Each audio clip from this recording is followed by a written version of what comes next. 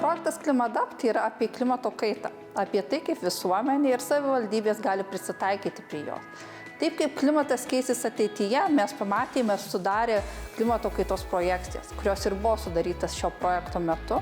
Matome, kaip klimato įvairūs parametrai keisis iki 2050–2100 metų. Toliau mes pasižiūrėjome, su kokiomis rizikomis susidurs savivaldybės, juose gyvenantys žmonės, su kuo susidurs įvairios jau socialiai pažeidžiamos grupės, verslas ir daugelis kitų dalykų savivaldybėse.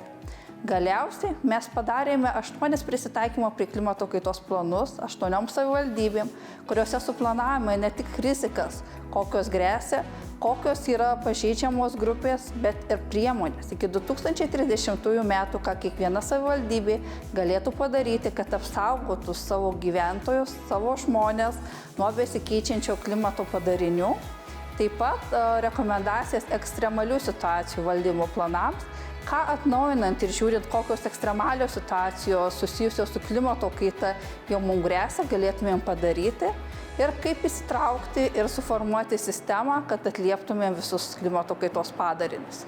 Sudarėme klimato kaitos projekcijas iki 2050 ir 2100 metų.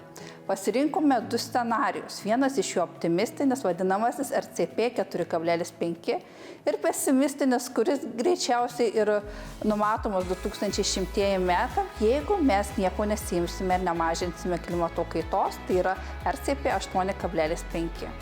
Pasižiūrėjus pagal patį ekstremaliausią scenarijų, kas grėsia Lietuvai, pas mus temperatūra turėtų labai sparčiai kilti, ypač laikotarpiu nuo 2070 metų, kuomet turėsime daugiau karščio bangų.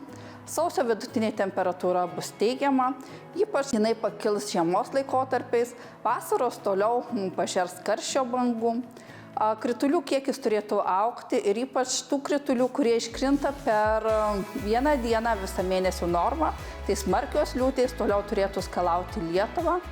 Jeigu pasižiūrėjus į vėsinimo arba šildymo dienas, tai apie 30 dienų turėtų sumažėti mūsų šildymo sezonas, tačiau apie tiek pat turėtų pagausėti vėsinimas.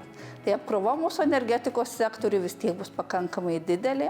Jeigu pasižiūrėjus į sniego dangos kiekį, tai iki 2100 metų dienų su sniego danga bus vis mažiau. Vis mažesnį kiekį turėsime. Žiemomis turėtų vyrauti labiau jau apniukę Lietuvos dangų